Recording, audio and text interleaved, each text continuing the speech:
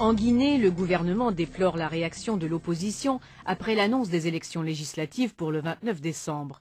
Une date qualifiée de mascarade par le collectif des partis politiques pour la finalisation de la transition, qui n'est pas d'accord non plus avec le rejet de son mémorandum concernant notamment la réforme de la Commission électorale nationale indépendante.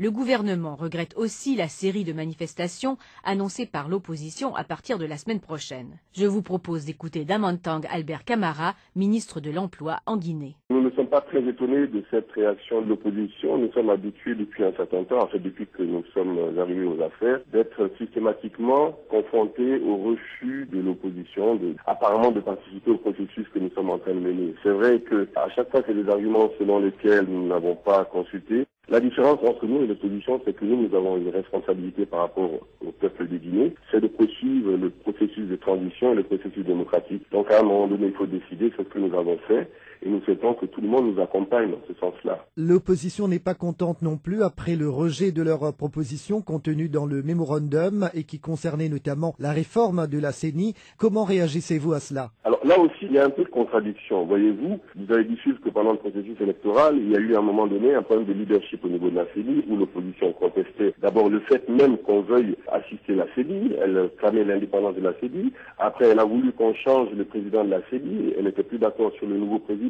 En fait, il y a beaucoup de contradictions et nous n'avons pas beaucoup de visibilité. Je vous le répète, nous avons une responsabilité. Aujourd'hui, nous essayons de laisser la CENI travailler, de lui permettre de fonctionner normalement. La CENI a élu un président. Malheureusement, ça ne semble pas convenir à l'opposition. Nous ne pouvons pas en permanence aujourd'hui calquer notre manière de fonctionner sur les desiderata d'une partie de l'opposition. Parce que ce que vous appelez l'opposition, c'est une partie des 100 et quelques partis qui existent. Il y en a 18 qui aujourd'hui ne semblent pas vouloir se retrouver dans ce que nous entreprenons. À un moment donné, il faut décider. L'opposition a aussi appelé à des manifestations à partir du 27 septembre jusqu'à la tenue des élections.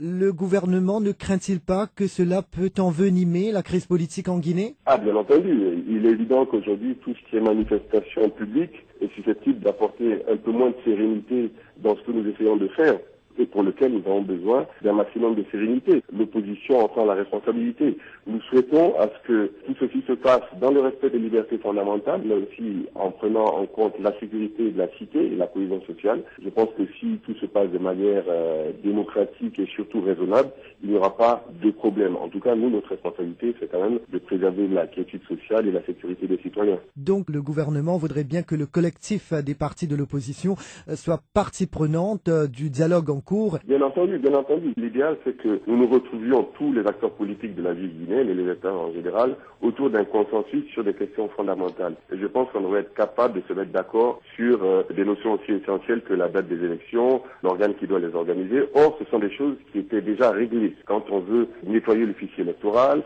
permettre à d'autres Guinéens de venir s'enregistrer, arrêter une date, faire de l'enregistrement biométrique, tout ça est destiné à qualifier le processus électoral.